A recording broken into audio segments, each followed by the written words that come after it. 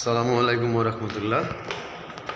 আসলে আমি দুপুর 3টা থেকে এখন আছি 8:30 পর্যন্ত শহীদ তাজউদ্দিন মেডিকেল হাসপাতাল সদরে, যেটা একজনকে রক্ত দেওয়ার জন্য আসছিলাম মানবিক কাজে। এই পজিটিভ আমার এক ডোনার রক্ত দিয়েছে, প্রসেসিং একটু দেরি হয়ে গিয়েছে, ওকে বেডে দিয়ে তারপর এখন আমি বিদায় নিচ্ছি।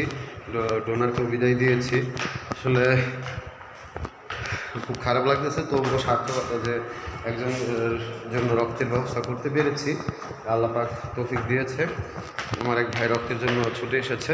এই যে দেখতে পাচ্ছেন, লিফট না পেয়ে, লিফটে অনেক ভিড়, আর এখন সিঁড়ি দিয়ে নামতেছি শহীদ তাজউদ্দিন আহমেদ থেকে রাতের 9টা পর্যন্ত।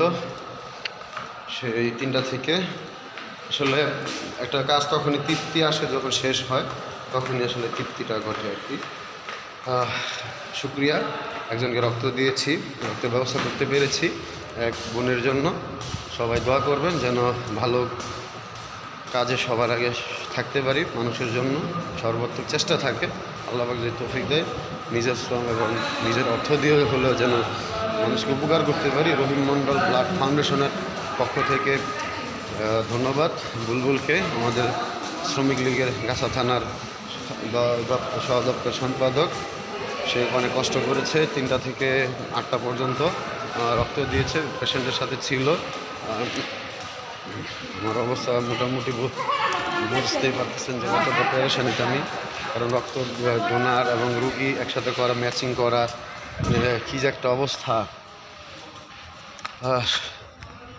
সকাল 8টায় বের হয়েছি, এখন বাজে আরেক 8:30। এই সিচুয়েশনের মধ্যে শুধু একবার দুপুরে খাওয়া হয়েছিল, তার মধ্যে আবার একটু জ্বর ছিল। এখন মোটামুটি সুস্থ, তবে ক্লান্তটা তেমন লাগতেছে না, কারণ মানুষের উপকারের জন্য কাজ করতে পেরেছি। আমার গাড়িটাও দেখতে পাচ্ছেন এখানে অনেকক্ষণ যাবত। সো যারা রহিম মণ্ডল ব্লাড ফাউন্ডেশনে রক্ত দিয়েছেন বা দিবেন, তাদেরকে অগ্রিম ধন্যবাদ। সবাই সুস্বাস্থ্য ভালো থাকুক, সবাই সুস্থ থাকুক, নিরাপদে থাকুক।